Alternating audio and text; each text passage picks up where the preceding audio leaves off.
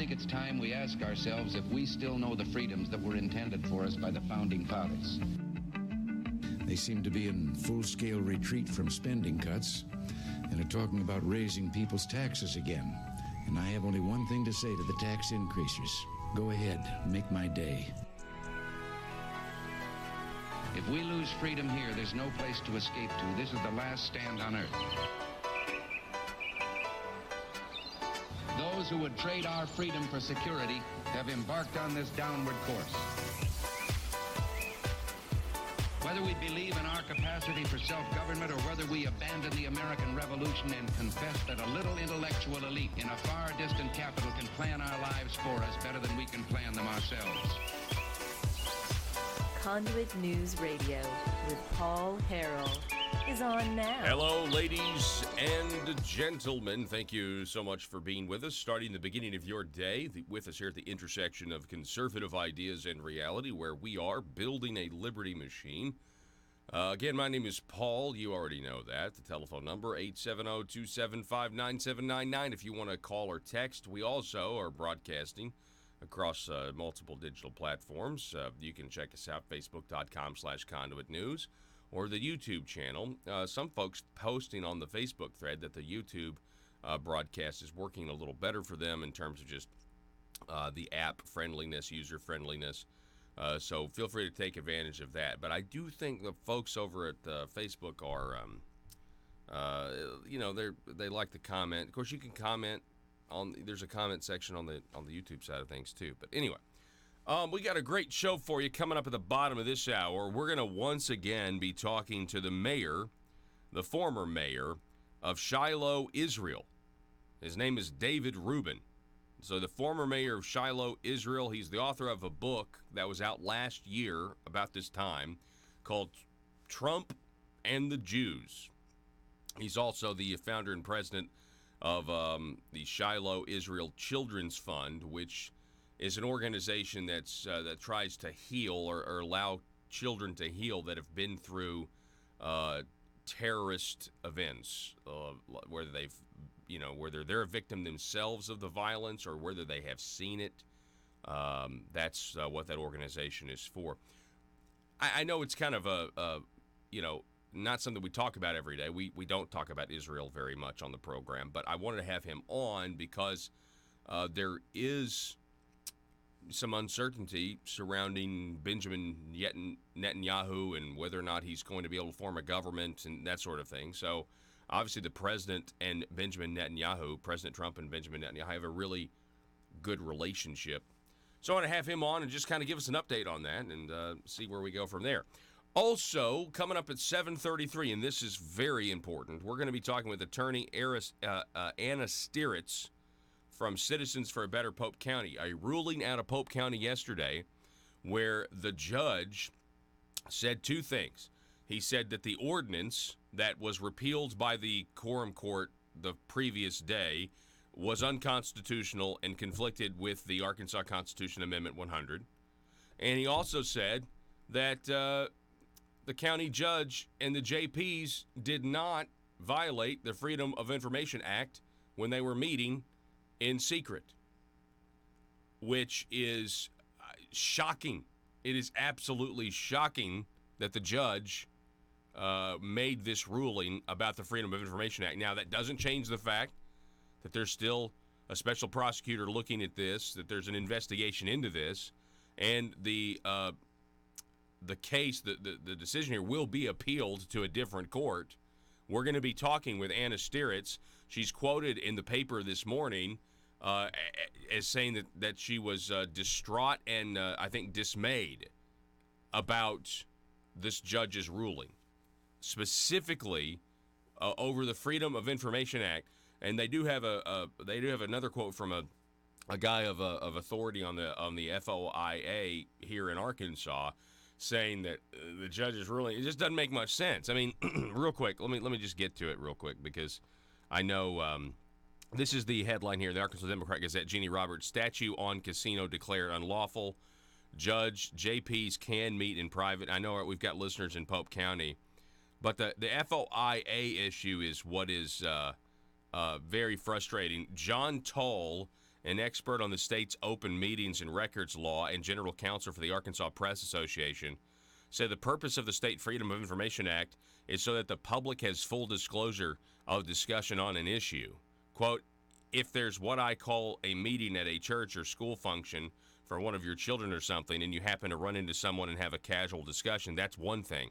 But if there's a secret meeting that are intended to avoid an open meeting as required by the the Freedom of Information Act, well, I certainly think it's a violation of the law. And when you have a situation, when you have an executive of an organization or an entity meeting specifically one-on-one with the quorum court, city board, or whatever, I think that's clearly been found in violation of Arkansas law by the Arkansas Supreme Court and the Court of Appeals.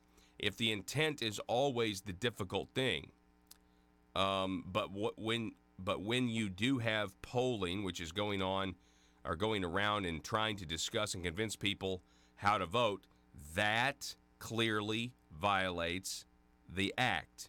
Again, Anna Stieritz quoted as being disappointed and distraught is the actual quote from the newspaper this morning. So we will we're going to talk to Anna coming up at 7:33 about this. Again, Citizens for a Better Pope County. Quote, Judge Pearson seems to think it's no big deal that the quorum court was meeting behind closed doors and talking to casino operators. That makes you wonder how much faith you can have in the court system to protect the interests of the voters who, again, voted against this by 70%. I mean, if you live in Pope County and you believe in the concept of democratic rule when it comes to, being able to govern yourself, and when it comes to honoring elections, you're pretty distraught and dismayed this morning that the judge made this decision. And by hook or by crook, it has been decided apparently that Pope County is getting a casino. And that's just the way. I mean, that's what I can tell right now. I mean, the whole process stinks. They have put this in a community that is sharply divided. You have what I consider the organization Pope County minority claiming they're the majority when we have a recent vote proving they're not the majority. It's very different than what's going on in Jefferson County. Down in Jefferson County, they're getting a casino in Pine Bluff, and everybody down there's in total, complete agreement. As a community, they want this for the most part. I mean, there's not even a controversy down there. Their biggest controversy Jefferson County is having is whether or not to allow smoking in the casino. The idea that the casino is going to be there is a given because it's in a community where there's a vast consensus. Yes, we want this in our community. We think it's going to be good. That is not the case in Pope County. It's not even close to the case in Pope County. And you've got the county judge and these JPs, and they're going to have to answer to the people in a democratic election. You may not want an election now, and the judge doesn't want to have one. The judge said it's that the ordinance conflicts with the Constitution. There are many people that have speculated that that's the case. We're going to get Anna's take on it though, coming up at the bottom of this hour. So, that's all I'll say about that until then. Okay, real quick. I know everybody's sick and tired of Trump impeachment, but I've got to say a few things. Have you noticed that the media and the Democrats are now moving away from the July 25th call? They're now saying that, yeah, okay, whatever, there wasn't a quid pro quo, or maybe there was, maybe there wasn't on the call, but the quid pro quo, it happened over time. It evolved over time. So, there doesn't have to be direct evidence of the call, the whistleblower that they don't even want to hear from now. This is interesting. There's a guy by the name of Edwin Mora over at Breitbart.com who's compiled a few of the mainstream media's summaries and characterizations and narratives surrounding that infamous call. He writes, the left-wing mainstream media is taking a cue from its Democrat allies pursuing the impeachment inquiry moving away from the July 25th call that triggered the probe in the first place, saying the alleged quid pro quo offer evolved over time. Quote, in the end, he may not have needed to say it out loud, NBC News reported last Friday, referring to the alleged quid pro quo. NBC News added, in some 65 hours of testimony, details of which have been previously reported, along with public comments from Trump, his aides, and allies, a portrait is emerging of a quid pro quo that evolved over time, with the president progressively upping the ante when his demands were not met. Okay, NBC assumed that the evolution of the quid pro quo is the reason why impeachment inquiry witnesses have failed to confirm that Trump politicized aid to Ukraine during the July 25th call. The news outlet surmised the evolution of Trump's efforts to commit the Ukrainians to investigations that could help his reelection may explain the discrepancies in the accounts given to House investigators about whether Trump ever said explicitly that the freeze in aid was linked to his and Trump personal lawyer Rudy Giuliani's demands and to whom he might have said it. See, they know that they're not getting what they want from these whistleblowers. They're not even getting what they want from this Vindman guy. By the way, so you got this guy, this military guy, works for the National Security Council by the last name of Vindman. That was their big smoking gun yesterday. That wasn't really a smoking gun. The guy was born in Ukraine, speaks Ukraine, and there are some people that are saying, now, and I'm just going to tell you what they're saying. I don't know what I think on this because it's all very complicated. I do think this guy Vindman is a never-Trumper. And I think this is the guy that was complaining to the whistleblower. Vindman was the guy complaining to the whistleblower about them taking the transcript and putting it in a secure server. I think that's crystal clear now that this Lieutenant Colonel Alexander Vindman, who is an Iraq War veteran, but a top expert on Ukraine, he was the guy that told the whistleblower they moved the transcript into a secure server. Now, why did they move the transcript there? Because of people like Vindman, who've probably been the guys leaking the whole time, leaking the conversations of the president with the leader of Mexico, leaking the conversations of the president with the leader of Australia. So, yeah, the White House had to, come up with a new protocol because of all these deep staters who are never Trumpers, who don't want the president to actually change American foreign policy as he sees fit, or which is therefore actually trying to negate our vote because we clearly voted for somebody who is doing the bidding of the American people, i.e. bringing the troops home, making NATO pay their fair, making the people who are in NATO pay their fair share, all of these things. They don't like that, among other things. Zero Hedge, the latest and growing line of witnesses in the Democrats' impeachment probe, has revealed himself. The New York Times reported last night that Lieutenant Colonel Alexander Vindman, an Iraq War veteran and top Ukraine expert on the National Security Council, is planning to tell House impeachment investigators that he heard President Trump offer an explicit quid pro quo to the U.S. But that's not what he said yesterday, by the way. It's amazing that the Dems are calling more witnesses to testify to this fact, and of course leaking every top-secret development to the New York Times, since the White House has already released a transcript of the July 25th call with the Ukrainian president. We can all determine for ourselves whether we thought Trump crossed the line or not. We don't need witnesses to relay their opinions, but that's all this is. Already, many officials, including President Zelensky of Ukraine, have said there was no quid pro quo. On Tuesday, he will become the first sitting White House official to testify in the impeachment inquiry involving the country of his birth, meaning Ukraine was born there. Now, a couple of nights ago, Fox News host Laura Ingraham pointed out on her show, quote, let's see here, while Colonel Vindman's concerns, is that from the New York Times? Anyway, she pointed out that Vindman may be a Ukrainian double agent. And this has made the left's head spin. It's absolutely made the head spin. I don't know about that, okay? This is just one report. But here's what I do know. Did you see the report that this guy, Vindman, showed up to testify in full military garb, full military uniform, which he does not wear when he works for the NSC? Joe, throw this one up there. Okay, so NSC official Alex Vindman testifies in front of the committee yesterday, behind closed doors, wearing a full military uniform. despite not wearing one to work every day. Now, I don't know about you guys, but that tells me everything I need to know about this whole process. This is the Jeb Bush tippy toes moment. Do you remember the Jeb Bush tippy toes moment, Joe? Do you remember that? Okay, so Jeb Bush is a tall guy, but he's low energy, according to Trump. He's low energy Jeb.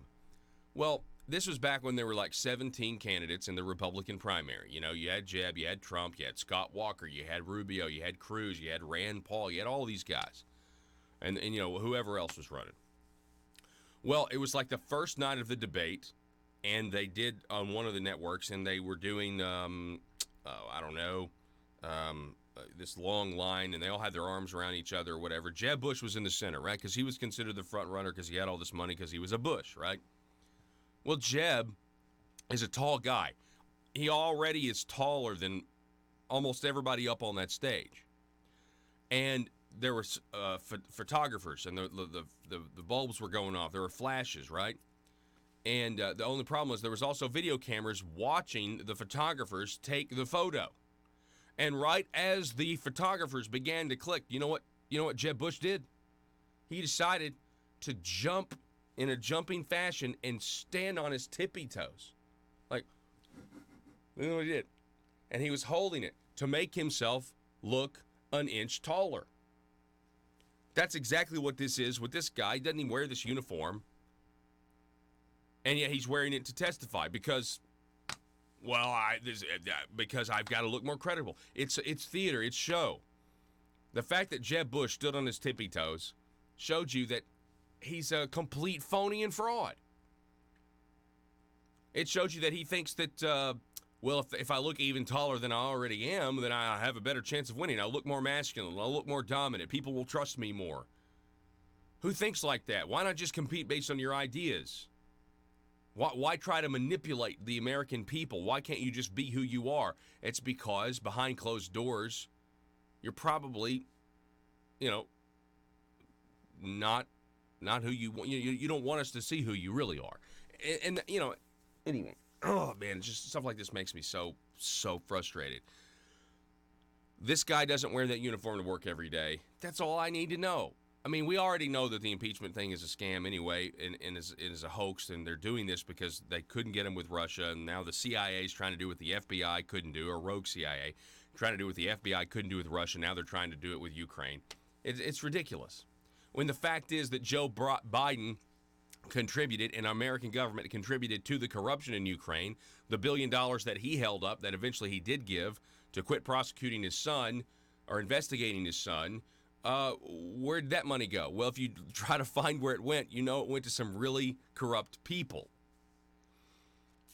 And so if we're going to continue to give them aid, we might want to figure out that we don't want to give aid. I mean, seriously, the Democrat Party was using Ukraine to Oppo research against Trump. You think the president's going to continue to give them money to do that?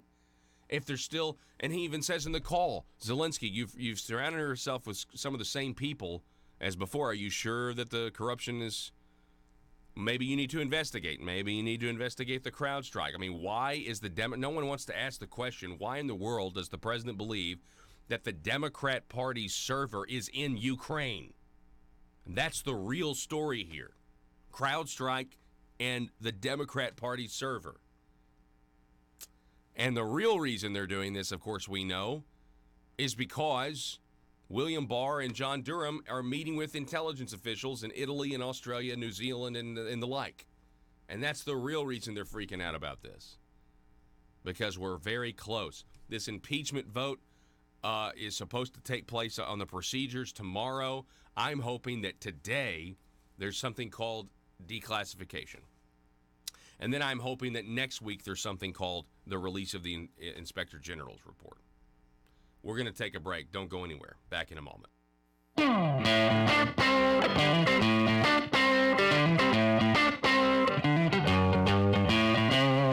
Folks, as a taxpayer or business owner, I know the government rarely gives the people a break. Big government politicians seem to always want more money from us, taxpayers. So if you want to support the work we're doing right here at Conduit News, bringing you the truth, then why not consider giving less money to the government that never stops overspending and overtaxing us by giving a tax-deductible donation to Conduit for Commerce, the premier organization in Arkansas that never stops promoting small business and limited government. Just go to conduitforcommerce.org and click on Support Our Cause. From there, you can decide if you want to donate monthly or one time. Give the government that's using your tax dollars to grow and grow less, and give the people fighting for your values more. Conduitforcommerce.org. As we speak, Beijing is employing a whole-of-government approach, using political, economic, and military tools as well as propaganda to advance its influence and benefit its interests. Conduit News Radio with Paul Harrell is building a liberty machine. Find out more at conduitnews.com.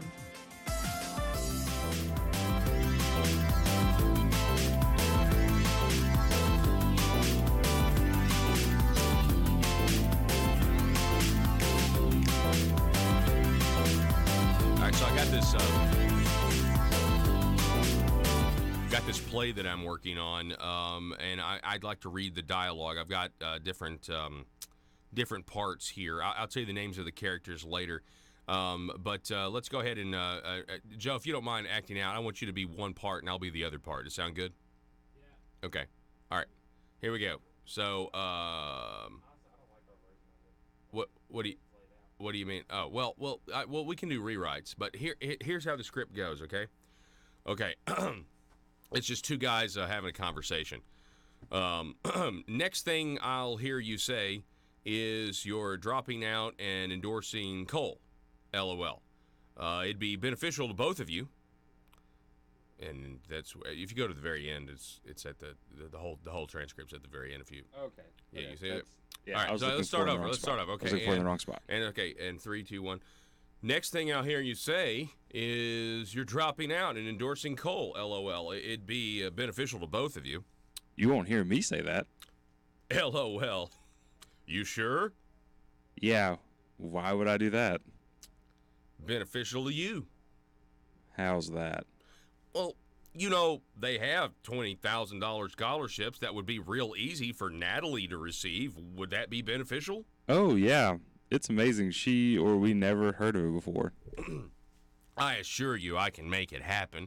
You could exit the House primary with your dignity and integrity intact, remain mayor until Cole moves to state senate, and then you get in there. Meanwhile, Natalie wins. We all win.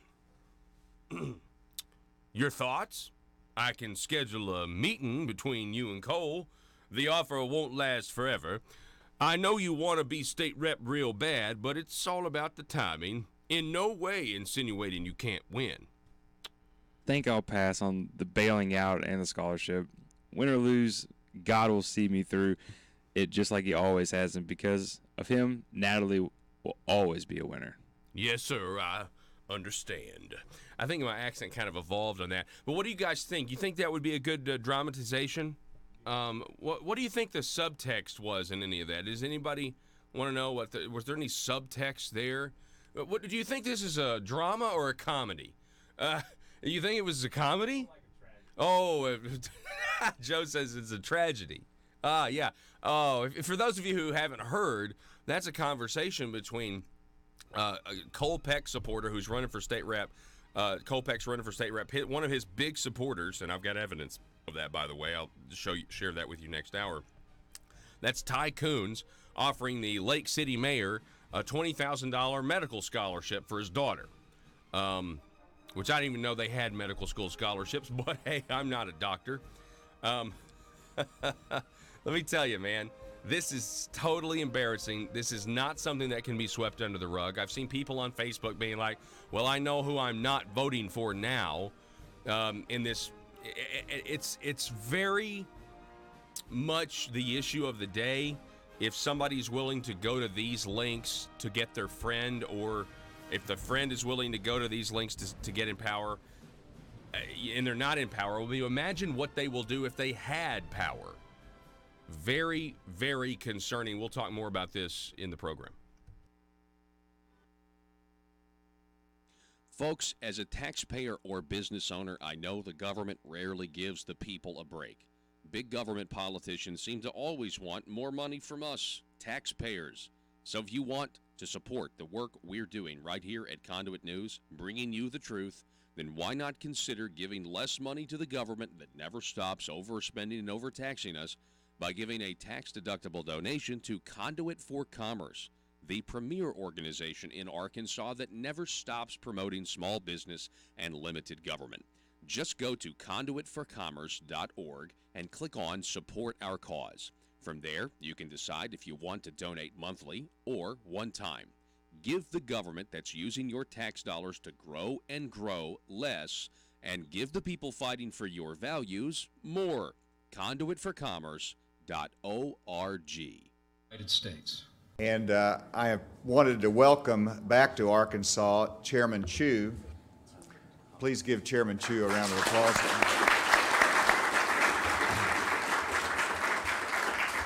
China is also applying this power in more proactive ways than ever before to exert influence and interfere in the domestic policy and politics of this country. Chairman Chu, I got to know as he is the CEO and chairman of Shandong Rui Technology Group out of Shandong Province. Over the past 17 years, China's GDP has grown ninefold. It's become the second largest economy in the world.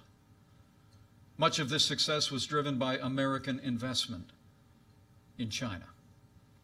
And the Chinese Communist Party has also used an arsenal of policies inconsistent with free and fair trade, including tariffs, quotas, currency manipulation, forced technology transfer, intellectual property theft, and industrial subsidies that are handed out like candy to foreign investment. We've been to Shandong Province a number of times since I've been governor. We've called on people, and Chairman Chu gave us the opportunity to meet with him at Rui, at their technology group there in Shandong, and saw his incredible facility. We asked him to visit Arkansas. He did. So Chairman Chu, we're delighted to have you here. I'm excited about signing this agreement with you, and I welcome you to Arkansas. These policies have built Beijing's manufacturing base at the expense of its competitors, especially the United States of America. And I wanted to recognize Chairman Lee to my right, who is the founder of Sun Paper of Shandong Province in China. I also want to recognize Secretary. Bringing you your daily dose of truth. It's Conduit News Radio with Paul Harrell.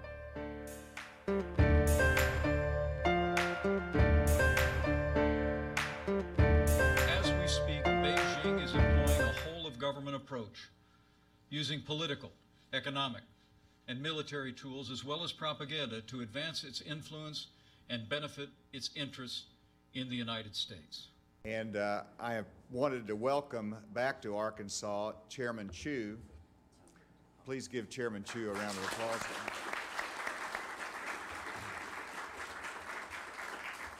China is also applying this power in more proactive ways than ever before to exert influence and interfere in the domestic policy and politics of this country. Chairman Chu, I got to know as he is the CEO and chairman of Shandong Rui Technology Group out of Shandong Province. Over the past 17 years, China's GDP has grown ninefold. It's become the second largest economy in the world. Much of this success was driven by American investment in China. And the Chinese Communist Party has also used an arsenal of policies inconsistent with free and fair trade, including tariffs, quotas, currency manipulation, forced technology transfer, intellectual property theft, and industrial subsidies that are handed out like candy to foreign investment. We've been to Shandong Province a number of times since I've been governor. We've called on people, and Chairman Chu gave us the opportunity to meet with him at Rui, at their technology group there in Shandong, and saw his incredible facility. We asked him to visit Arkansas. He did. So, Chairman Chu, we're delighted to have you here. I'm excited about signing this agreement with you, and I welcome you to Arkansas. These policies have built Beijing's manufacturing base at the expense of its competitors, especially the United States of America. And I wanted to recognize Chairman Li to my right, who is the founder of Sun Paper of Shandong Province in China. I also want to recognize Secretary Ma of Shandong Province.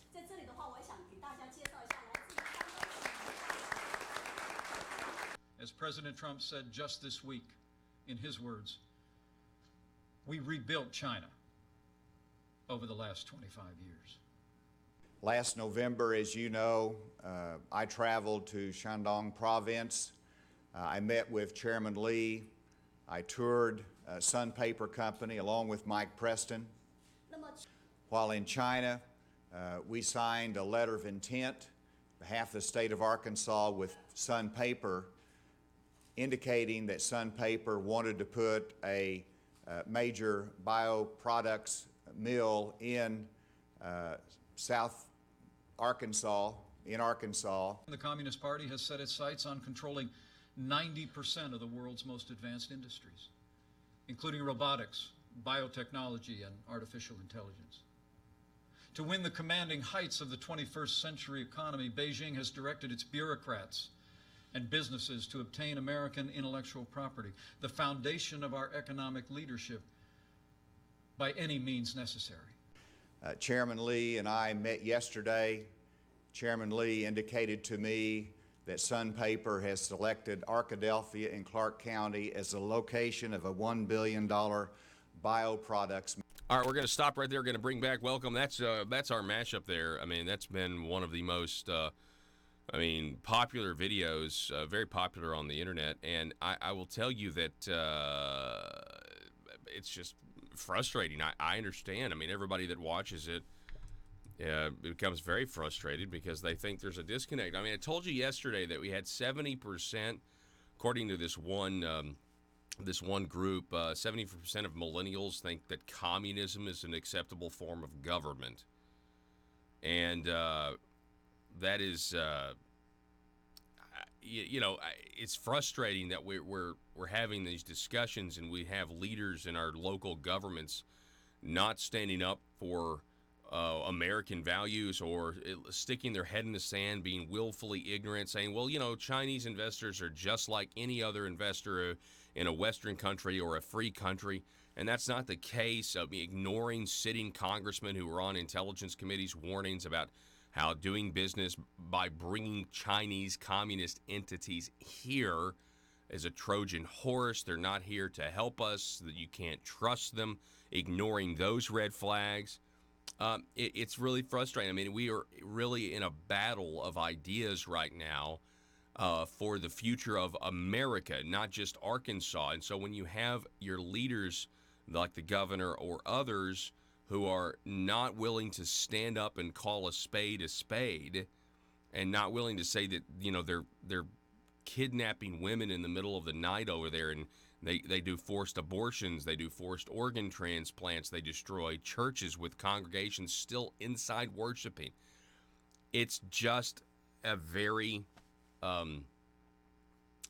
just unfortunate is an understatement, and it's an unfortunate lack of leadership here, especially when you consider that the only justification for ignoring China and continuing to bring the communist Chinese here, the only, I would say, I wouldn't say reasonable, but what they would say is, but they're going to give us jobs. They're going to essentially give us money. They're going to give it, and to me, that is like the worst answer you could give. Well, we don't want to stand up for American principles. We don't want to, heed the advice, the national security concerns, because maybe one day we'll have jobs and we'll have factories. That's like just terrible. It's just shameful, isn't it? Absolutely shameful. Has anybody seen the Jeffrey Epstein didn't kill himself memes? Man, they are everywhere right now. Everywhere. And they are really, really funny. Hey, we have this, speaking of human trafficking, we have this human trafficking case here in Arkansas. We have this Arizona, Utah, Arkansas attorney who is pled innocent. He's also paid $100,000, so he's out on bond with $100,000, and he gets a GPS tracker. So we've got a GPS tracker on this Arizona, Utah, Arkansas lawyer who's accused in an indictment here in the Western District of Arkansas of illegally enticing Marshallese women to come to the United States to give birth and then adopting their babies. They say something like 9 out of 10 adoptions in Benton and Washington counties are Marshallese children. And this has been going on for a while. Paul Peterson, 44, of Mesa, Arizona, posted the bond on a 19-count federal indictment and is required to submit to GPS monitoring and pay the costs, which was $100,000. Yeah, so it was I guess $100,000 to have the GPS tracker or something. He can't practice adoption law in any states. He's prohibited from, doing business. And December 9th is a preliminary trial date that's been set. What a weird story that is. Isn't that a strange story? We still don't know a whole lot about what was going on, except what I would like to know is who was the facilitator in the Marshallese Islands. And I'll tell you what's embarrassing. You know, you got the late John McCain. Have you seen the photos of Paul Peterson with the late Senator John McCain? I mean, yeah, I know the guy was an assessor or county clerk or something in Arizona, so he had probably but it's just, that's pretty interesting. Federal investigation began 3 years ago when a local bar association told investigators something was amiss with the practices of adoptions handled by Peterson's law firm, which has a mailing address and representatives in Fayetteville. The Marshall Islands government is pleased with recent arrests and pending cases in U.S. courts of adoption lawyers and fixers who have for a long time solicited unwitting young pregnant women into giving away their children in return for cash or tickets to the United States. This is just really, really, and again, they're calling this what it is, human trafficking, because that's what it is. Folks, we are trying to raise the former mayor of Israel, David Rubin. We were going to talk a little bit this morning about Benjamin Netanyahu, and I'm not really sure what's going on.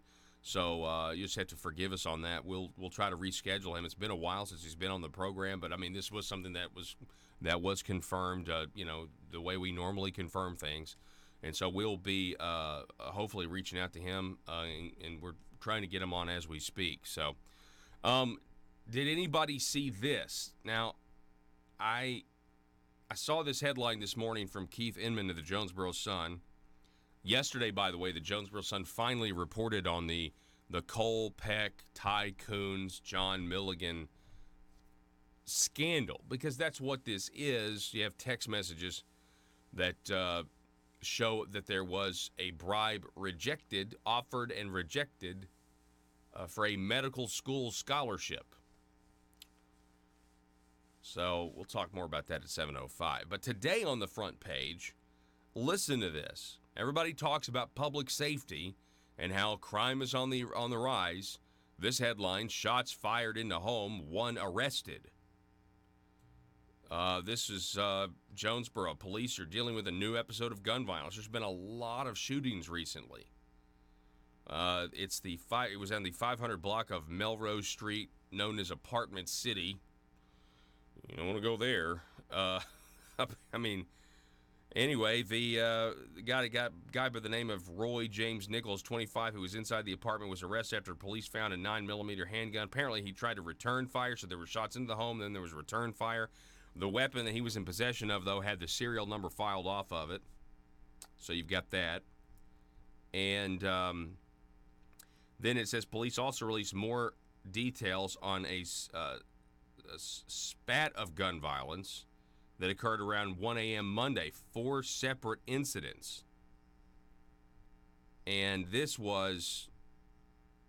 I want you to listen to this, because if you ever wanted a reason to carry a gun, by the way, you can carry a gun here in the state of Arkansas because we have constitutional carry. Carrying a weapon is decriminalized, so you don't have to go through that permitting process. You need to know you can protect yourself today if you feel threatened because of Act 746 that decriminalized the possession of a weapon here in the state of Arkansas. Concealed or open. An employee at St. Bernard's Medical Center told police, listen to this, she was standing on the sidewalk smoking near the intersection of Carson Street and Matthew Street in Jonesboro. She said she observed a car stop and speak to another individual up the street. The car then drove near her location, and a passenger got out of what was believed to be a red Ford Mustang and asked if she had any money they could have.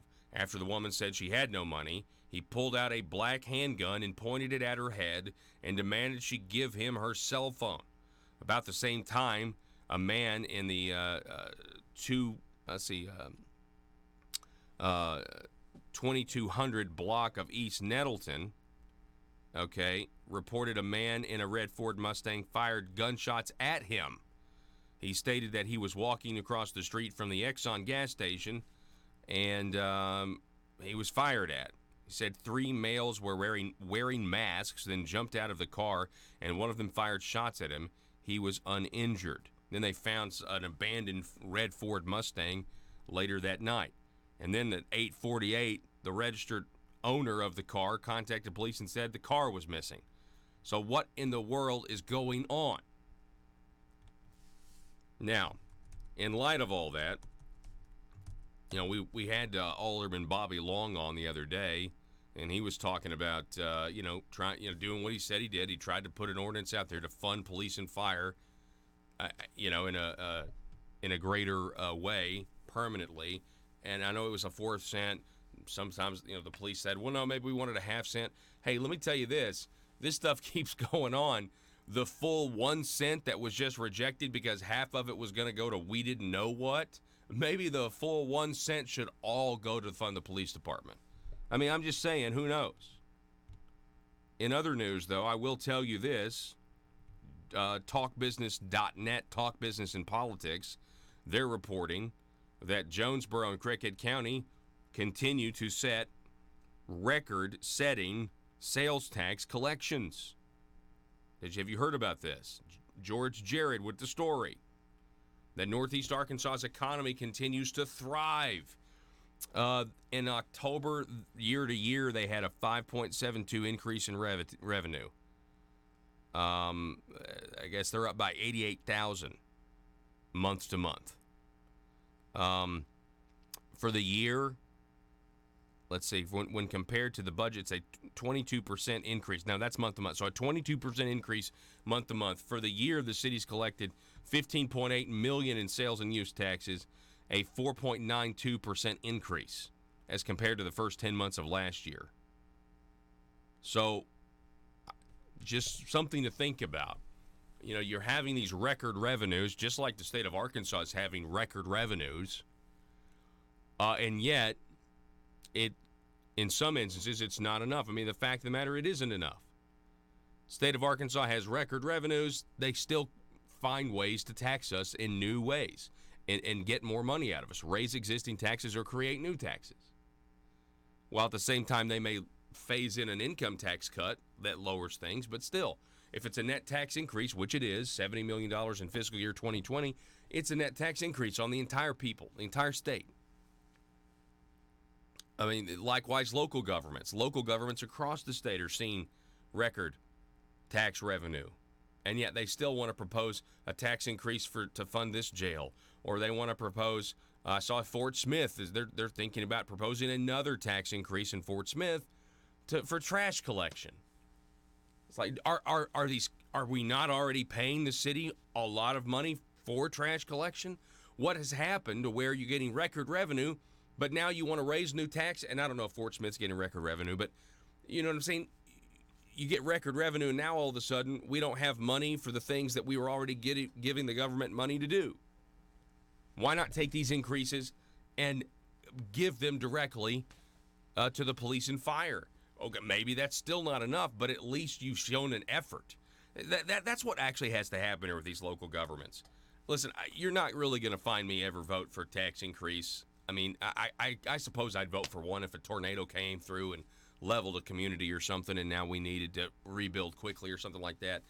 But look, if you're going to do it, though, you need to show and demonstrate to the people that you have turned the couch upside down and you have basically jostled every last penny that has fallen in between the couch cushions out, and that you're not only using it,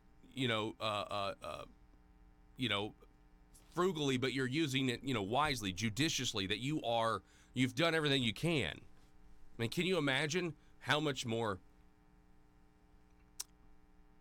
palatable this would be to people if they'd been like, you know what, we've taken the increase in tax revenue that we've gotten this year and we've given it to the police and fire. And you know what? So instead of needing this much more, we only need this. There are just ways that I just don't understand why that's not done more. It's just a thought. But anyway, I know one thing. We're taxed too much, folks. It's never enough. And in light of the violence, I just reported on, right? The answer shouldn't be, you see all this violence that's going on in the community of Jonesboro, whatever, we need to raise taxes.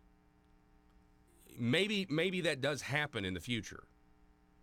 But instead of that being the first reaction needs to be, why haven't you funded it with the money that you already have? Like, what are we spending over here that's not necessary at all?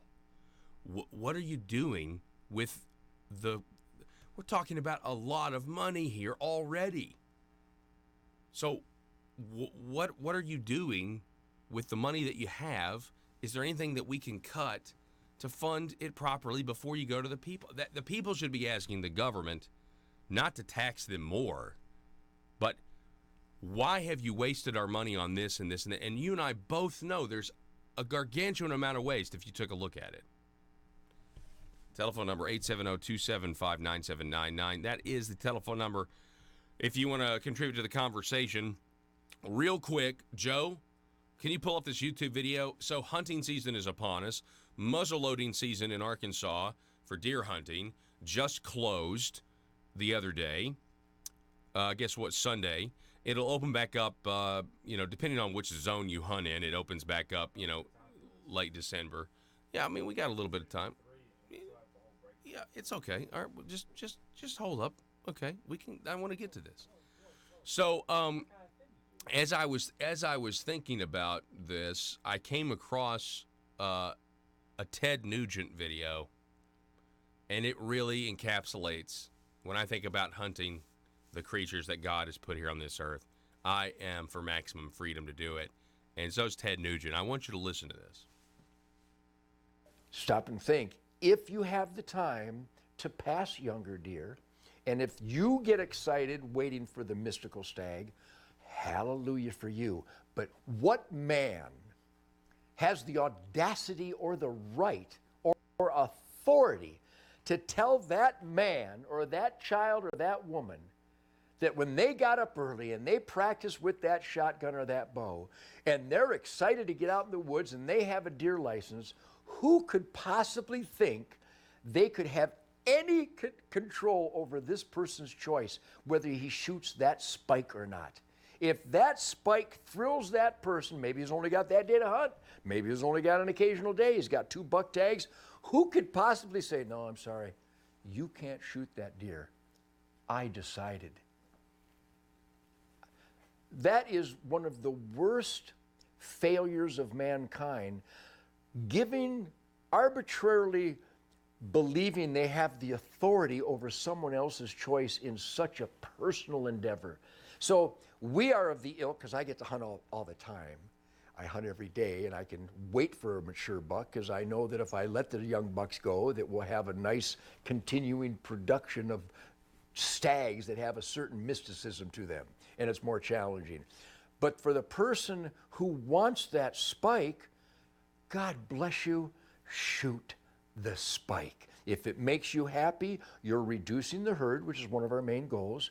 You're enjoying the outdoor recreation. You're investing in this huge sportsman's economy. Who could possibly find fault with that person, regardless of age or gender? Who could possibly find fault with the happiness that person achieves shooting that little fork-horned butterball buck?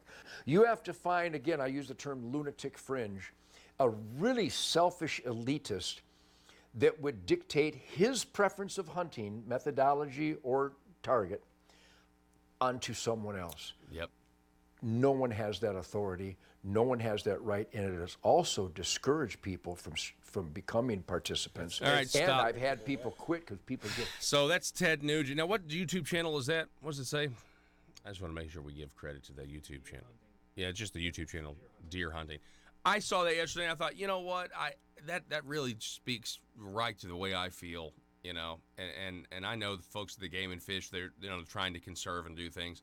But if you really think about it, you notice when he said it's a personal decision, we really have let government get way too involved in our everyday personal lives, not just in hunting, but really in everything, but specifically hunting.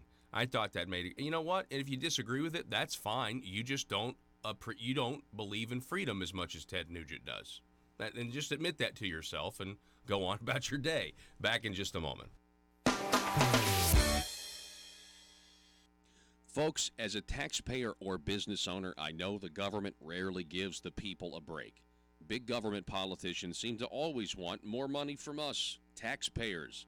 So if you want to support the work we're doing right here at Conduit News, bringing you the truth, then why not consider giving less money to the government that never stops overspending and overtaxing us by giving a tax-deductible donation to Conduit for Commerce, the premier organization in Arkansas that never stops promoting small business and limited government. Just go to conduitforcommerce.org and click on Support Our Cause. From there, you can decide if you want to donate monthly or one time.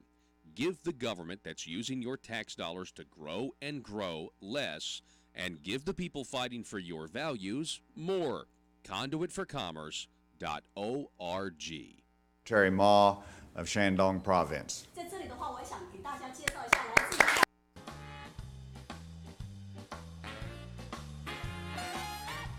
Determined to drain the swamp in Little Rock, it's Conduit News Radio with Paul Harrell.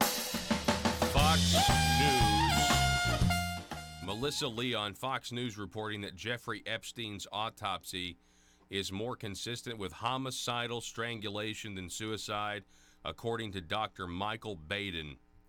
This is sure to rock, the internet today. The body of disgraced money man and sex offender Jeffrey Epstein, who was found dead in his Manhattan federal prison cell in August, bore telltale signs of homicide despite an official ruling that he killed himself. The bombshell claim by Dr. Michael Baden, a former New York City medical examiner who's worked on high-profile cases during a 5-decade medical career, is certain to reignite suspicions that surfaced immediately after Epstein, who was awaiting trial on federal sex trafficking charges involving underage girls, was discovered dead in his jail cell. Yeah, Epstein did not kill himself. Go look for those memes. They're hilarious. But it really is unfortunate. A lot of people were about to go down who were connected to Epstein. A lot of people still going to go down. Some guerrilla journalists snuck on to Epstein Island, and they've got footage of it. And they were being chased around by guards. That's up at zerohedge.com. I saw it last night. You should check that YouTube video out. Guerrilla journalists snuck on foot, not just with drones. They were actually there on Epstein Island.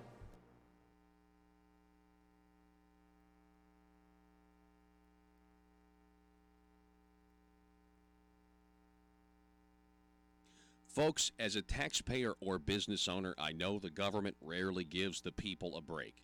Big government politicians seem to always want more money from us, taxpayers.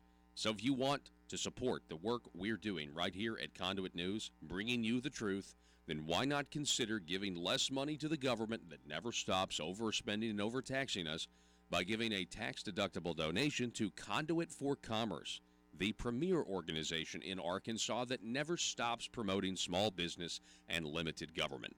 Just go to conduitforcommerce.org and click on Support Our Cause. From there, you can decide if you want to donate monthly or one time. Give the government that's using your tax dollars to grow and grow less, and give the people fighting for your values more. Conduitforcommerce.org.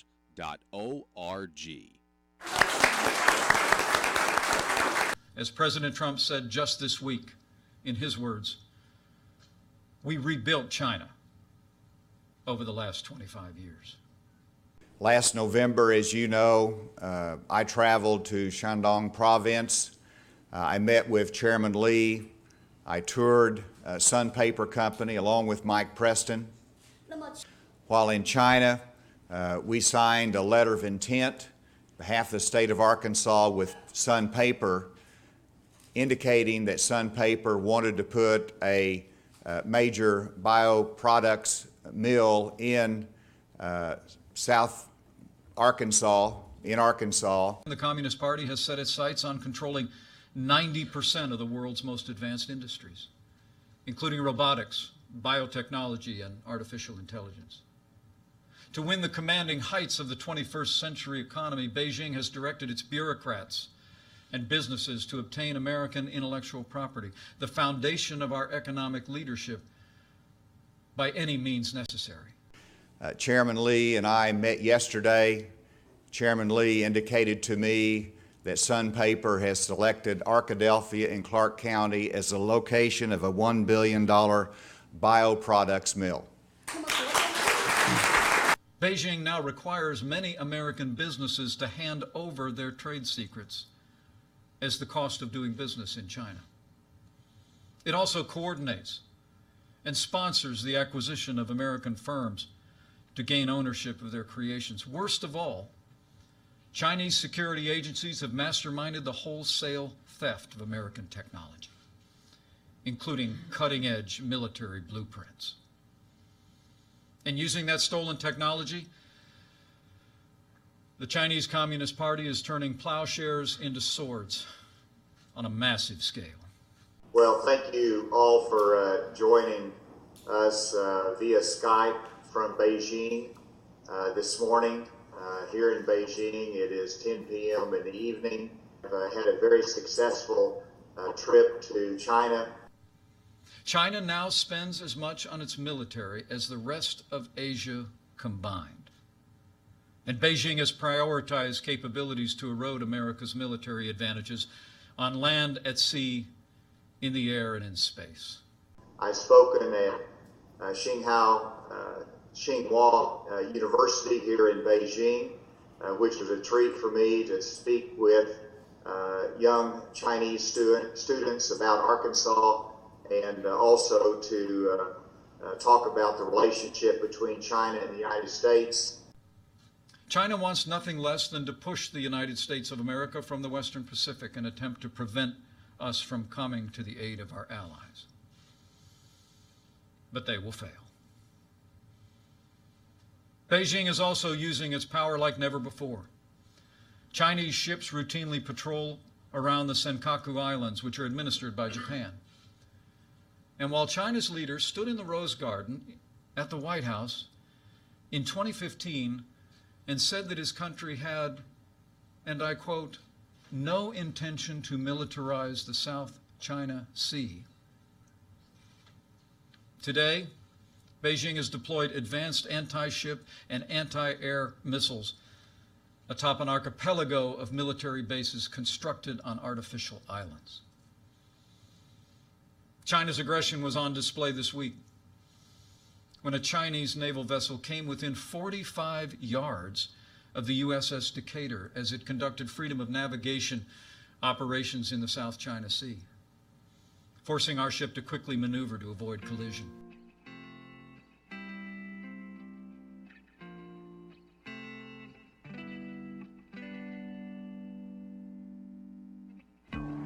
I think it's time we ask ourselves if we still know the freedoms that were intended for us by the Founding Fathers. They seem to be in full-scale retreat from spending cuts and are talking about raising people's taxes again. And I have only one thing to say to the tax increasers. Go ahead, make my day. If we lose freedom here, there's no place to escape to. This is the last stand on earth. Those who would trade our freedom for security have embarked on this downward course. Whether we believe in our capacity for self-government or whether we abandon the American Revolution and confess that a little intellectual elite in a far distant capital can plan our lives for us better than we can plan them ourselves. Conduit News Radio with Paul Harrell is on now. Hello, ladies and gentlemen. Welcome to the program. It is hour number 2. Thank you so much for being with us. Telephone number 870-275-9799. Randy on Facebook, will it shock anyone when Epstein is found alive and in government custody? Ooh, that's we reported this a second ago. Fox News reporting that there's a doctor that's now come out. Dr. Michael Baden, former New York City medical examiner, says that Epstein didn't kill himself. I mean, he's not saying it definitively, but he's saying his death was consistent with homicidal strangulation, not suicide. So anyway, you guys need to check out those memes of the Epstein didn't kill himself memes. We've got like several of them. I think one of the ones we're going to use for today's meme of the day is an Epstein didn't kill himself, because it just needs to be reminded. Do you guys remember when, like, first of all, that's what's incredible to me. Like, the Democrats are actually, like, some of them are hoping that Hillary will run again, and I'm just like, you realize this whole Jeffrey Epstein thing, like, it went away. It's not like it's. Remember when everybody was talking about the fact that that the Clintons did this, or they thought that the Clintons killed Epstein, and now all of a sudden she thinks she's going to run for president again. I mean, it's laughable. It's absolutely laughable. But some of the memes were one of the funny ones that I saw had to do with a wolf. What was the wolf one? There was a werewolf. Which one was? Tell me about that one, Joe. Okay, so there were 4 different pictures. It was a werewolf, like a typical werewolf, like half man, half wolf. Then there was a werewolf, but it was a guy wearing a wolf, so it's spelled W-E-A-R, wolf. And then there was a werewolf, which was a W-A-R-E wolf, so a wolf being sold as wares. And then the other one was a werewolf, so it was A-W-A-R-E, so it was like you're aware. And it was like a wolf that was like transcendent and like was like super like Indian style. Yeah. Ooh, can you say that? Legs crossed. Well, sitting legs crossed. Anyways, he was like he was a meditating wolf, and it said Epstein didn't kill himself. Yeah. They're really, really sharp, some of these memes out there. Okay. Let me start once again with the transcript of Kolpeck. I'm not Kolpeck. I'm sorry. It is actually a transcript of Ty Coons, Kolpeck's supporter, and John Milligan, the mayor of Lake City. Now, the reason I said Kolpeck supporter, first let's show this Facebook image, Joe. Here is a fundraiser invitation back on, this took place, there was a big fundraiser for Dr. Kolpeck for state representative on September 19th at the Cooper Alumni Center in Jonesboro. Please join Kolpeck, MD, for a fundraiser in support of his campaign for state representative. Now, a couple things here. Ty Coons. You see Ty Coons' name there? So, like, he's literally a host in this elite group of folks who are hosting this fundraiser for Ty Coons.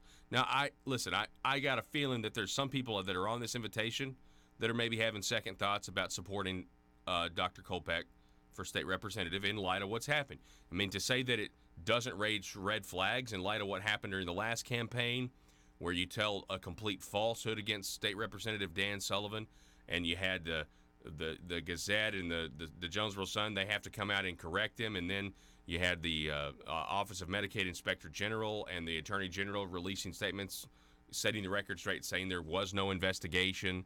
I mean, it was a bold-faced lie. Now, so there's probably, I mean, this is the second red flag. If you can't even run a campaign correctly, okay? It's a big deal without something like this happening. But the fact that you have tycoons on this fundraiser, I just wanted to prove that it's not like we're making some false connection between tycoons and Dr. Cole Peck. It's a very common knowledge that this is a guy who supports Dr. Peck's campaigns for state representative. But I also want to observe something else about this fundraiser invitation. Notice how many doctors are giving this fundraiser for Dr. Cole Peck. You got one doctor, 2, 3, 4, 5, 6, 7, 8, 9. So 9 doctors on a list of, 19 people? 1, 2, 3, 4, 5, 6, 7, 8, 9, 10. Yeah, so 10 people are okay, yeah, so there's actually 10 doctors on this. Yeah, because one of them is doctors. So 10 doctors out of a list of 19 people, or maybe 20 people. Anyway, all I'm saying is there's a lot of doctors involved, and the text messages that we have of tycoons, offering what appears to be a very clear bribe to drop out of the race for Lake City Mayor John Milligan, has to do with the medical school scholarship. And that's the red flag here. Is I refuse to believe that tycoons somehow has the inside track on awarding medical school scholarships, because tycoons is not a doctor. Okay, Cole Peck is a doctor. So it's if you count Cole Peck, it's actually 11 doctors on this invitation. It's the medical community, and they've got every right to support whoever they want to support for state representative, but you got to think that they are having second thoughts about this whole situation, because I don't see how anybody would want to endorse this type of behavior by voting for Dr. Peck. I don't even think he should file the race. I think he's raised a lot of money. I think he should return the money and maybe try again next time, or maybe you just don't. Because if this is any indication to how you would be when you are in power, and you know what? Let's think about it like this. Let's say that Dr. Cole Peck had absolutely nothing to do with this. Maybe tycoons thought he could get Cole Peck to, maybe tycoons assumed that because Cole Peck's a doctor, I don't know, maybe there was other doctors involved and they were going to get money together. I have no idea. Who knows? But let's assume he had nothing to do with this. What about the appearance of impropriety here? Okay, and so if and the only reason I say this is because Dr. Cole Peck, in his statement, said he had nothing to do with this, but then he also said he didn't know the context of the conversation. When he read, he had read the texts. I'm not sure of the context. It's clear what the context is. This was a clear quid pro quo, if you will. And Dr. Peck didn't say he would cooperate with the Attorney General's investigation, and didn't say, I want this investigation to proceed so I can clear my name. Now, if you do that, then hey, we're good. Go for it. Run for office. These things happen. But he didn't say any of that. He didn't say, I want this investigation to continue so I can clear my name. No, instead, you've got tycoons on this invitation. You haven't come out and actually denounced what it was. You're asking the rest of the community to just be like, oh, yeah, it was a joke, or we're not really sure of the context, or, oh, it's just very unfortunate. That's not going to fly here. That's not going to fly. I'm sorry. I know there are people out there that, want certain people in there who are loyal to the medical society or whatever. There's plenty of other doctors out there that you can find, okay? This is just unacceptable. You can't do that. The appearance of impropriety, absent cooperating with the AG's office, saying you're going to do so publicly, as well as saying, you know, I want to clear my name because I know this is an issue, instead of just saying, we're not going to address it again, we're going to ignore it. A couple of weeks ago, the state House of Representatives voted to expel State Representative Mickey Gates for a plea of no contest with a dust-up in a big dispute with the Department of Finance Administration over not paying taxes. Dr. Cole Peck, when that happened, his campaign released a statement.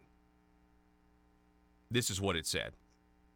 Quote, I applaud Speaker Shepard and the 88 members of the Arkansas House who showed up today and voted to remove Mickey Gates from office. Over the course of 15 years, Representative Gates failed to pay his taxes, which led to a formal charge and his no contest plea, and ultimately his removal from public office. These tax dollars are essential, whether it be on the state level, funding essential services, or locally funding our schools, police, and fire protection.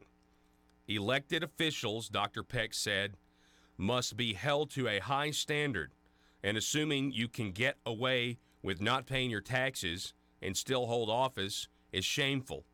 Candidates and office holders believing they are above the law has helped create the toxic political environment we see play out in the news daily. I'm thankful Arkansas leaders have taken a stand against this appalling behavior. Now, you could replace this with attempted bribery as also contributing to the toxic political environment that we see. Elected officials must be held to a high standard, and assuming you can get away with offering your opponent a bribe to drop out of the race to make it easier for you to obtain political power is shameful. Now, again, Dr. Peck, there's no evidence. We have no evidence that Dr. Peck said, Ty Coons, I want you to offer a bribe to get John Milligan out of the race. We have no evidence of that. But you are expecting me to believe that Ty Coons, a guy who's on the Lake City Board of Managers in Lake City, Arkansas, you're expecting me that guy somehow had the inside track to making sure that John Milligan's daughter was awarded a scholarship to the University of Arkansas School for Medical Sciences? It'd be one thing if Ty Coons was a doctor. He's not a doctor, last time I checked. So, I mean, just think about what you're asking the public to entertain here. What are you asking us to believe? How do you explain this? And yeah, anybody with standards at some point in their life is going to look hypocritical. But again, elected officials must be held to a higher standard. And when you read this statement of Cole Peck's denunciation of State Representative Mickey Gates, which is something that is very politically popular, obviously the Arkansas House of Representatives, they did what they thought they had to do. They didn't care about State Representative Mickey Gates' side of the story because they said, you know what, we passed this law, our hands are tied, you pled no contest, so we've got to do something. The courts may end up getting involved here. I don't know. But the bottom line is they did what they did because of this very thing, because they believed elected officials must be held to a higher standard, and even the appearance of impropriety, we don't want that anywhere in there. The Arkansas House of Representatives, I'm just telling you right now, are not going to be comfortable with Dr. Cole Peck being a state representative in light of this story. I mean, maybe they would be. Maybe he would fit right in. But no, what I mean by that is, there's all kinds of stuff that might go on behind closed doors. But boy, if it ever gets public, if it's ever public and the people know about it, nope, we got to distance ourselves. So then you got to start asking yourself, okay, if Dr. Cole Peck was elected, how effective would he be down there? I think it's to the point where because of this story, it's not going to go away. Okay? It will not go away. It shouldn't go away. This is a giant red flag. And Dr. Peck, I believe, should reconsider running for this office. Or he needs to not do what he said he was going to do in this statement and refuse to address this. He should come out at the very least, if he's going to ask for your vote after this whole scandal, at the very least, he should come out and demand the Attorney General investigate this further so that he can clear his name of this association. The text messages are clear. I can set up a meeting with Cole Peck. We can get your daughter a medical school scholarship. Now, I, as an inquisitive journalist, would also be willing. I'm curious, if there is an Attorney General investigation, has that investigation led to asking Dr. Peck for his cell phone records?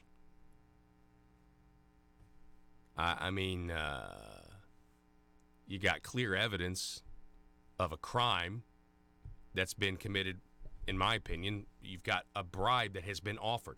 It's not hearsay. It's not a joke. You have the text messages. Now, good for John Milligan for rejecting the bribe, by the way. But you've got clear evidence. Okay? So you've got more than enough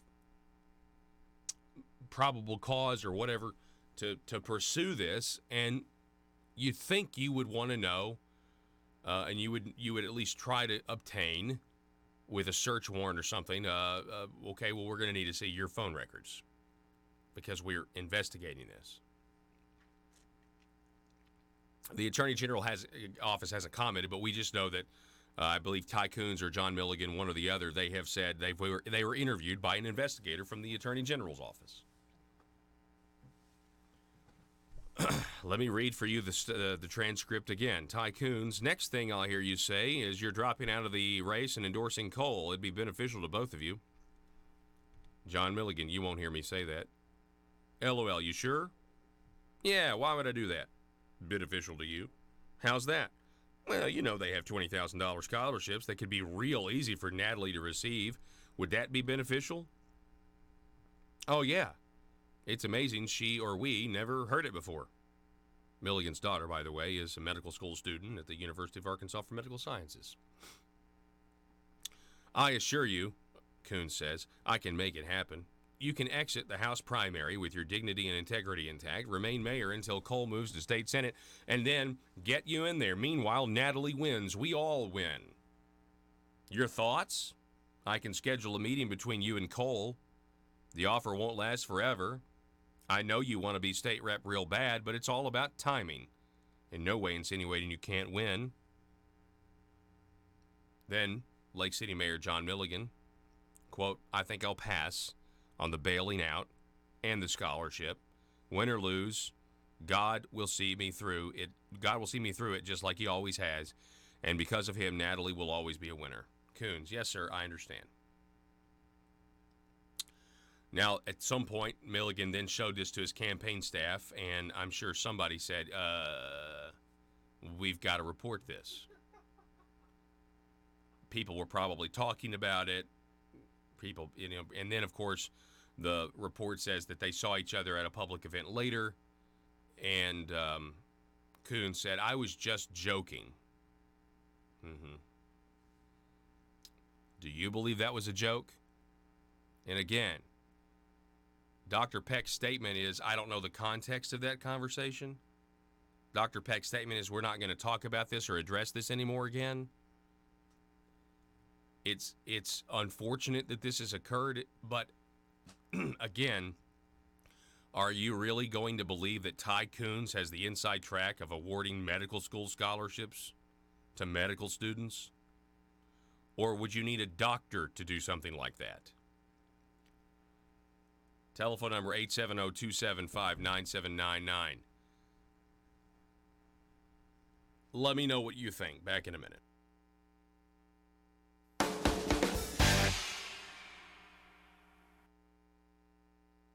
Folks, as a taxpayer or business owner, I know the government rarely gives the people a break. Big government politicians seem to always want more money from us, taxpayers. So if you want to support the work we're doing right here at Conduit News, bringing you the truth, then why not consider giving less money to the government that never stops overspending and overtaxing us by giving a tax-deductible donation to Conduit for Commerce, the premier organization in Arkansas that never stops promoting small business and limited government.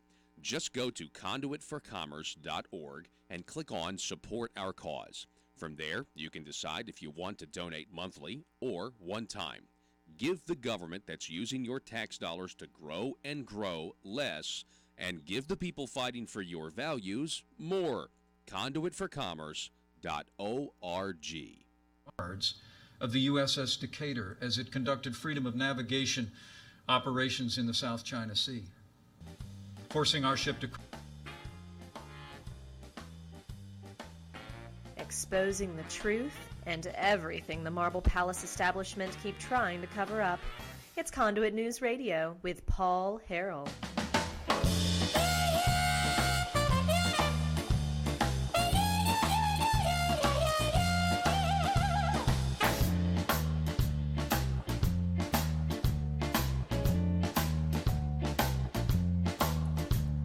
So, you know, the fun fact that the bass, the guy playing the bass in that music you were just hearing, he knows Jeffrey Epstein didn't kill himself. Fun fact of the day, Fox News reporting Jeffrey Epstein's autopsy more consistent with homicidal strangulation than suicide, according to Dr. Michael Badens, who is a former New York City medical examiner who's worked on high-profile cases during a 5-decade medical career. You know, you never know. This guy, Dr. Baden, he might end up strangling himself after reporting something like this. But we'll wait and see. You remember how that just disappeared from the news? Oh, yeah, Jeffrey Epstein, he's dead. Yeah, he could bring down entire world government, or he could probably bring down entire national governments based on the people who've been on his plane. Big CEOs, Bill Gates, Bill Clinton, Bill Richardson, there's a lot of Bills. Bill Richardson, the former Democrat Clinton operative, former governor of New Mexico. Yep. Anyway, coming up at the bottom of the hour, we're going to be talking with Anna Stieritz. She's attorney for Citizens for a Better Pope County. A devastating result yesterday in the lawsuit. A judge ruled that the statute on the casino that was requiring a Democratic election is unlawful and conflicts with the Arkansas Constitution. And some people thought that may be how the ruling could go. But the judge also saying that the justices of the peace and the justices of the peace, that justices of the peace and the county judge, the quorum court in general, are allowed to meet in private, and that doesn't violate the Freedom of Information Act, which caused John Tull, an expert in the state's Freedom of Information Act, to say this: if there's what I call a meeting at church or at a school function or one of your children or something, and you happen to run into somebody and have a casual conversation, that's one thing. But if there are secret meetings that are intended to avoid an open meeting as required by the Freedom of Information Act, well, I certainly think it's a violation of the law. And when you have a situation where you have an executive of an organization or an entity meeting specifically one-on-one with a quorum court, city board, or whatever, I think that's clearly been found in violation of Arkansas law by the Arkansas Supreme Court and the Court of Appeals. If the intent is always the difficult thing, but when you have to do polling, which is going around and trying to discuss and convince some people on how to vote, then that clearly violates the act. That violates the law. These JPs and the county judge, just because the judge ruled this way, it doesn't mean that's over, because there are still investigations going on into whether or not they violated the law. trying to get this casino by any means necessary in Pope County. Folks, as a taxpayer or business owner, I know the government rarely gives the people a break. Big government politicians seem to always want more money from us, taxpayers. So if you want to support the work we're doing right here at Conduit News, bringing you the truth, then why not consider giving less money to the government that never stops overspending and overtaxing us by giving a tax-deductible donation to Conduit for Commerce, the premier organization in Arkansas that never stops promoting small business and limited government. Just go to conduitforcommerce.org and click on Support Our Cause. From there, you can decide if you want to donate monthly or one time. Give the government that's using your tax dollars to grow and grow less, and give the people fighting for your values more. Conduitforcommerce.org. Quickly maneuver to avoid collision. Despite such reckless harassment, the United States Navy will continue to fly, sail, and operate wherever international law allows and our national interests demand. We will not be intimidated, and we will not stand down. And we'll be calling on multiple prospects in China, as well as continuing our relationship with Sun Paper in Shandong Province. In recent years, China has taken a sharp U-turn toward control and oppression of its own people. Today, China has built an unparalleled surveillance state, and it's growing more expansive and intrusive, often with the help of U.S. technology. And when it comes to religious freedom, a new wave of persecution is crashing down on Chinese Christians, Buddhists, and Muslims.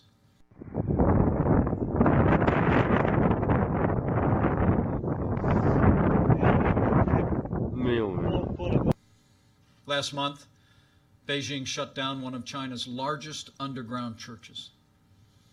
Across the country, authorities are tearing down crosses, burning Bibles, and imprisoning believers.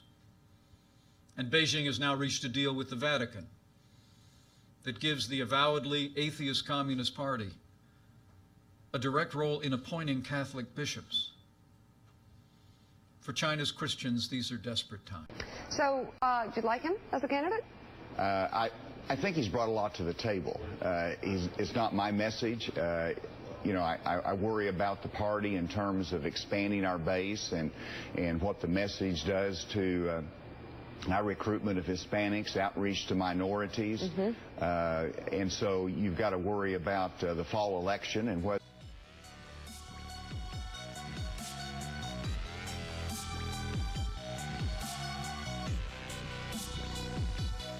Need your daily news fix? Don't forget to tune in to Conduit News Radio with Paul Harrell.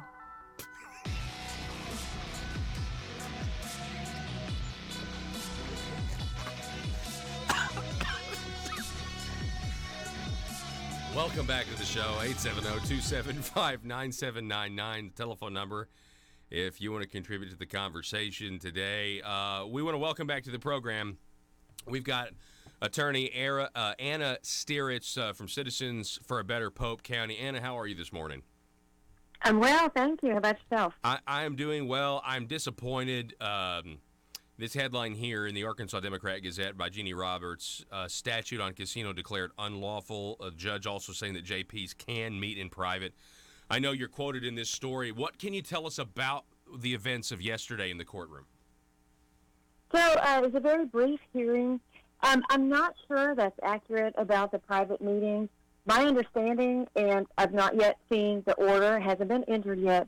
My understanding on the FOIA stuff was that was dismissed on a procedural technicality, a 12B6, which said that we hadn't alleged enough facts in our original pleadings. And so I don't think that he actually dismissed the FOIA complaints substantively. I believe they were dismissed without prejudice, and then he just kind of riffed on his take on what FOIA requires. I don't think those statements were very thoughtful or very accurate, so I would just leave that there and say that those issues are definitely still in play. Okay, and they're still in play. That's definitely news. That's kind of conflicting with this report here. Also, well, I'm just talking about FOIA specifically and that's the secret meeting. Yeah. Right, the secret meetings that have been taking place. Yeah, those are very, very well documented. But there's also, right? Isn't there also a special prosecutor that's looking into these allegations as well?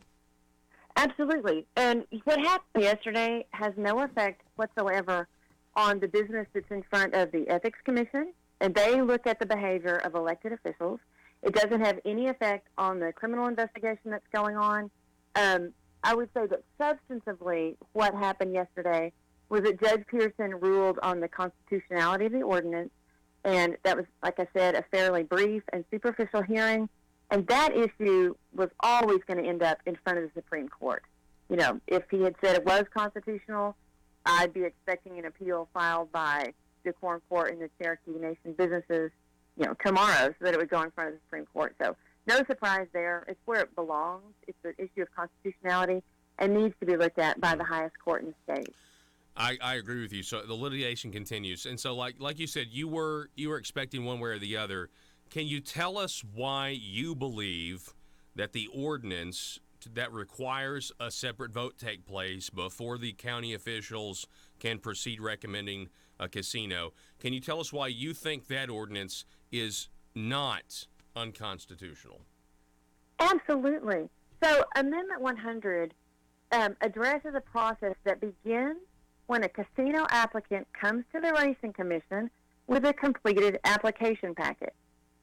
Our ordinance addresses a period of time and a process that happens prior to that, before a judge or the Quorum Court can provide that letter of support or that resolution in favor of that casino. They need to go to the people of Polk County and say, is this the casino applicant you want? Please tell us through the ballot box. And then we say it is or it isn't. Fine. Once they've got that in their hand, they can provide that to a casino applicant, and a casino applicant can begin the process that's described in Amendment 100. Amendment 100 does not have anything to say about what happens before a casino applicant gets their application package together. Wow. And I feel like that's a very rational and logical argument.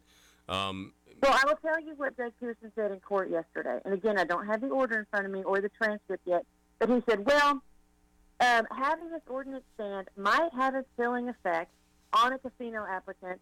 Therefore, it has to give way to Amendment 100. But that reasoning doesn't really stand up to scrutiny.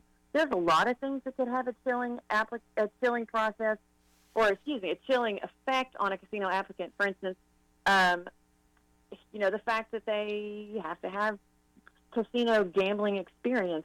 That's actually in the amendment, so that's maybe a bad example. But there's any number of things that might chill the casino's ability to get an application packet together. That doesn't make those factors of real life unconstitutional. So it was a very, I would say, expansive, loose, and I'd say not particularly accurate analysis. But that's me. I don't mean to impugn Judge Pearson, but that's my take on it. What do you think? We're talking with Anna Steritz from Citizens for Better Polk County. What do you think about the timeline? Obviously there's now going to be an appeal. This is going to wind up, like you said, before the state Supreme Court.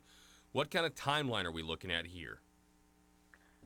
Well, we do have to file our notice of appeal within 30 days, so I'm sure that will happen. Now, that being said, the legal team has not laid out in front of me, and I'm not one of the attorneys, exactly what our process will be. So I'm speculating that within the next 30 days we'll file that notice of appeal. Okay, that's very good news, and I feel like it's sensitive.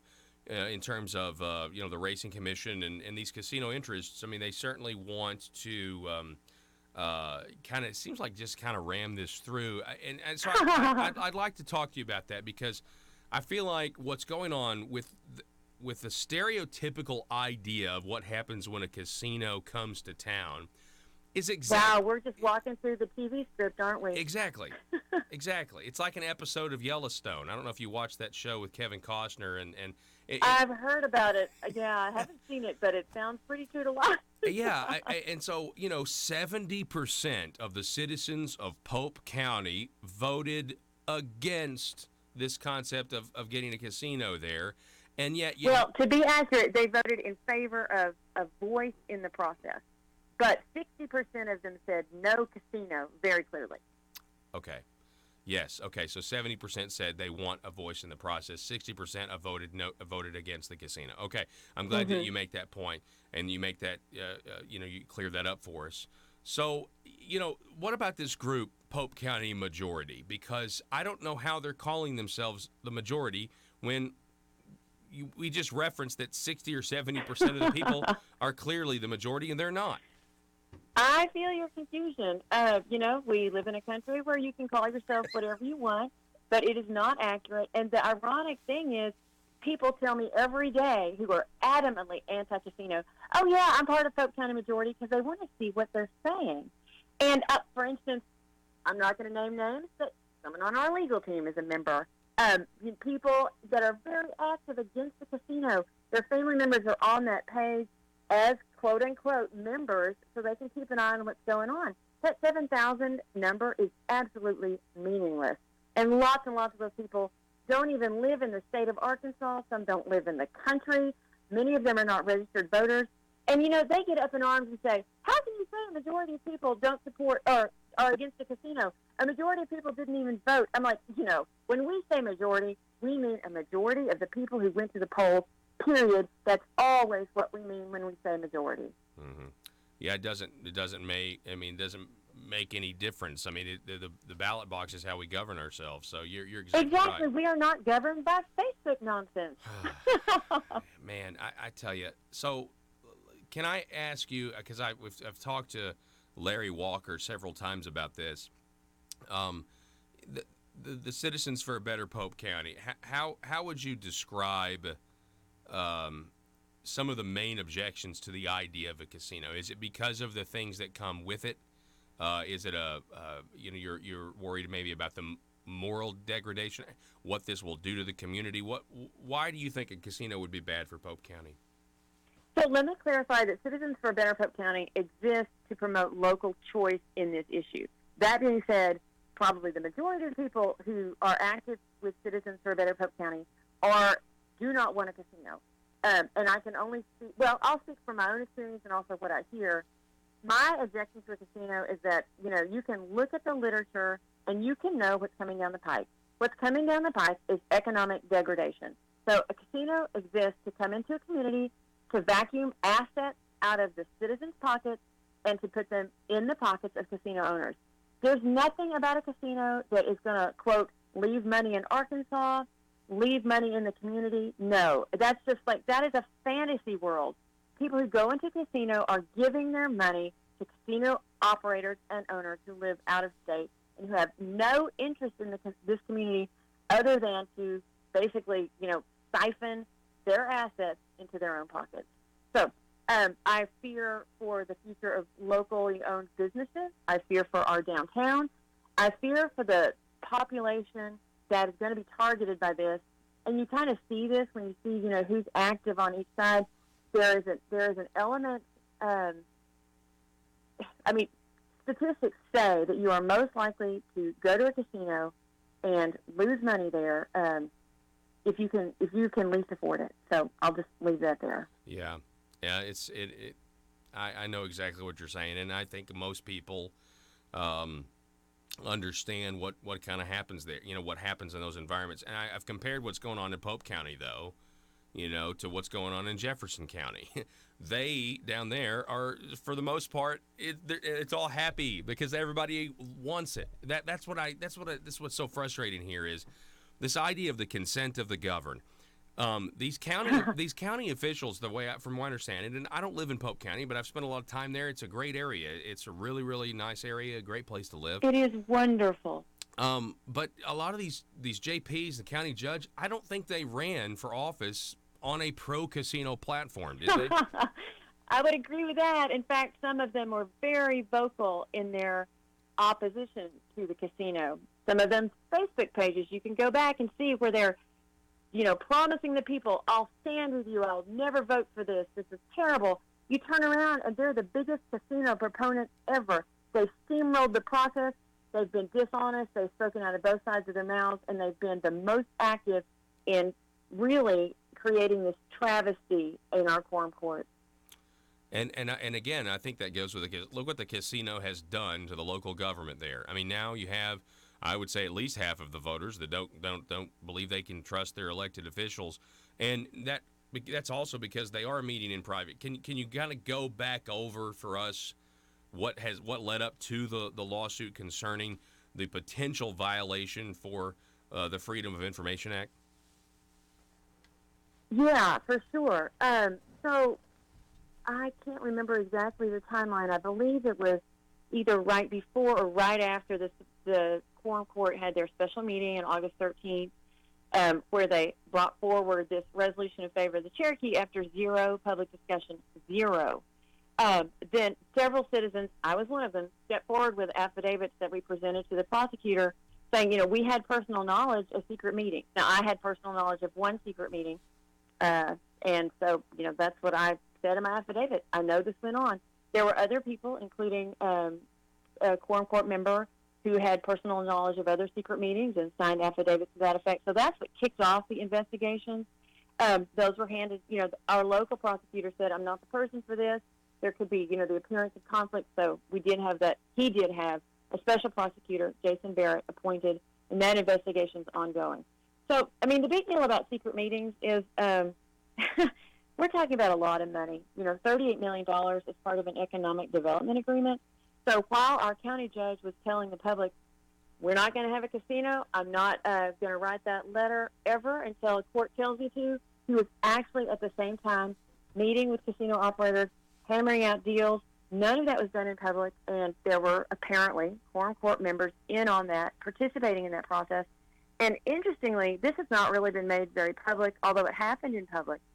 At the September 5th quorum court meeting, Ben Cross, our county judge, made some very interesting remarks after the meeting about whether or not he could accept private money from private donors and whether or not he and the quorum court could meet in private. And so I actually have a transcription here in front of me. He made statements like, if someone wants to walk into the room and talk to you about his private money, not dealing with appropriations money, it just happens to be a private $38 million donation, but it's private funds, lacking any need for any public entity to review it because it's private money, not taxpayer money, etc. He goes on to talk about, quote, we as a body can talk about, I'm going to skip a little bit here, Amendment 100 as much as we want because the ability to change that amendment's above our scope and authority, and therefore the discussion amongst anybody about an amendment that they can't change cannot be construed to be illegal because, quote, we have no ability to change it. So he said on the record that they could meet about Amendment 100 in secret as much as they wanted. They could accept private money as much as they wanted, and since it wasn't taxpayer money, no one had to review that, et cetera. So those remarks, as far as I know, haven't appeared in print anywhere, and that's just my informal transcription, but I did take it from the recording of the quorum court meeting. Wow. Yeah, we need to get that. We need to get that up on conduitnews.com, honestly. I'll be happy to provide you with my unofficial transcript. Yeah, and I'll put the recording. I mean, if you can get me access to the recording, Anna, I'll put that up there as well. Yeah, those are always available from the county clerk, actually. Wow. Anna Stieritz for Citizens for a Better Pope County. Thank you so much for fighting for the folks to just at least have a choice, at least have a say. And we look forward to hearing, what's next. And obviously this will go before higher courts. And so we really appreciate it, Anna. Thank you very much. All righty. Take care. We're gonna make a Bye-bye. We're gonna make a YouTube video of this. It'll be up at Conduit News before lunch, and so you want to definitely go and share this video if you are, in Pope County and you want to expose what's going on. This video would be a good way to do that. So go to the YouTube channel, I want you to click the subscribe button for Conduit News and the little bell to receive notifications. If you do that, you're going to get a notification on your phone when we upload this video. Back in just a moment. This is a message that's going to carry in Michigan, Ohio, and Florida, and those states that we need to carry. The American people deserve to know. In response to the strong stand that President Trump has taken, Beijing is pursuing a comprehensive and coordinated campaign to undermine support for the president, our agenda, and our nation's most cherished ideals. I think you've got to listen to what he says and how he conducts himself. And I don't know that he would be that different from what he is now in negotiating with Vladimir Putin. So, you think that's a good thing or a bad thing? No, I don't think it's a good thing. You know, we need people who, in the presidency, that understand how the world works, understands that there's a time for bluster and there's a time for reason. The Chinese Communist Party is rewarding or coercing American businesses, movie studios, universities, think tanks, scholars, journalists, and local, state, and federal officials. And then, Chairman, you'll look out in the audience and you'll see multiple members of the governor's cabinet. We're also here to support you. You'll see multiple members of the state legislative assembly. They're here to support you, and specifically Senator Caldwell, Senator Ingram, Representative Murdoch, Representative Hollowell. These are your senators and your representatives now. You call on them, and they're going to help you. Guarantee it. And Senator English, I saw you out there too. Thank you for being here as well. As we speak, Beijing is employing a whole-of-government approach, using political, economic, and military tools as well as propaganda to advance its influence and benefit its interests in the United States. Folks, Bob Maloney here with a developing story from ASA News, The Parrot. China is coming to Arkansas. We go live to the press conference where the Communist Chinese executive is addressing Arkansans for the first time. Let's listen into the translator. On behalf of the government of the People's Republic of China, we invite you to come and visit the newest named city in Arkansas, China, Delphia. We are very pleased to own an American city. Our communist government is proud to do business with the mediocre state of Arkansas. We are happy to take your money and your trees and send the profits back home. The Communist government of China was pleased to learn the taxpayers of Arkansas are excited to contribute their money with the hope, if you build it, one day jobs will come. We are excited to take your fields of capitalism and turn them into fields of communism, where every Arkansan has nightly dreams of Mao. China is looking forward to our investment of $1 billion in what is now called Arkansas. We see this as an investment in our future, and that future will be called New Beijing. Chinese investment will make Arkansas a great place for jobs as the People's Republic of China will succeed where the Soviets failed. As we build our roots deep in Arkansas, we are thrilled with the potential new ideas and advancement we will share with our people back home. Soon we will have the world's largest runway in the South China Sea, and we thank Arkansas for contributing to our noble cause. In closing, once we make China great again, all of you will see the glory of the revolution of Mao. And Arkansas, whatever you do, please never call the FBI. Paul Harrell, Parrot.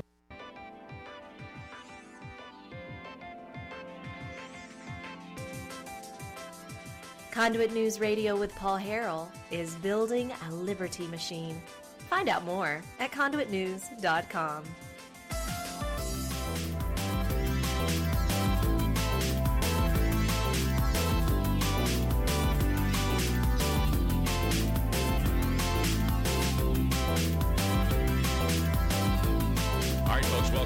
program. Thanks so much for being with us today. Really interesting stuff on the Pope County side. The other thing was this sub-headline here, JPs can meet in private. Attorney Anna Steeritz saying that may not be entirely accurate. Just when it comes to the Freedom of Information Act stuff, that's still ongoing and under investigation. And the court will rule on that later, is what we kind of got out of that interview, as well as a whole lot of other stuff. So you definitely want to stay tuned for more developments. This is now coming out. The body of disgraced money man and sex offender Jeffrey Epstein, who was found dead in his rear, is certain to reignite suspicions that surfaced immediately after Epstein, who was awaiting trial on federal sex trafficking charges involving underage girls, was discovered dead in his cell on August 10th. Baden, who was hired by Epstein's brother and observed the autopsy, told Fox News its findings are more consistent with, one second, for some reason this skipped on me, told Fox News its findings are more consistent with homicidal strangulation than suicidal hanging. He noted that the 66-year-old Epstein had 2 fractures on the left and right sides of his larynx, specifically the thyroid cartilage, or Adam's apple, as well as 1 fracture on the left hyoid bone above the Adam's apple. Baden told Fox News, quote, "These 3 fractures are extremely unusual in suicidal hangings and could occur much more commonly in homicidal strangulation.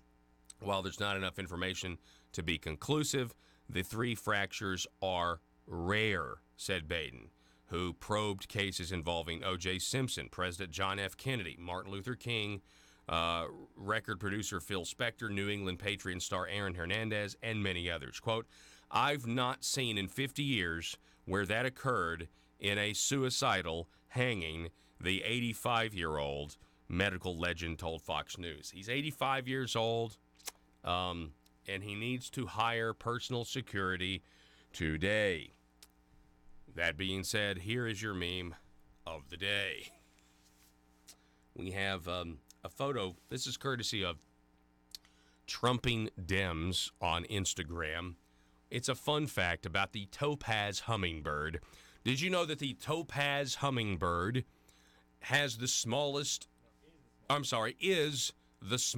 bird in the world? Did you know this? Very tiny. I mean, it's like balancing on what looks like to be a toothpick. But even though the topaz hummingbird has the smallest bird brain in existence, it knows that Jeffrey Epstein didn't kill himself. Folks, as always, you can check out broadcasts like this up at conduitnews.com. You can get the video archives. They're free. Also, the Facebook video is free. The YouTube video is free. And one of the best things you can do to help us continue to spread the truth is to go to the YouTube page, click subscribe, click the little bell to receive notifications, and help us grow our audience on YouTube. That's all the time we have for today. Arkansas.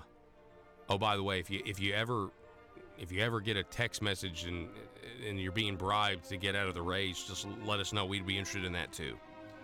If there's any more of that going around, so let us know. $20,000 medical school scholarship. How much does medical school cost anyway? It's got to cost a lot more than 20 grand. It's kind of an insultingly low offer.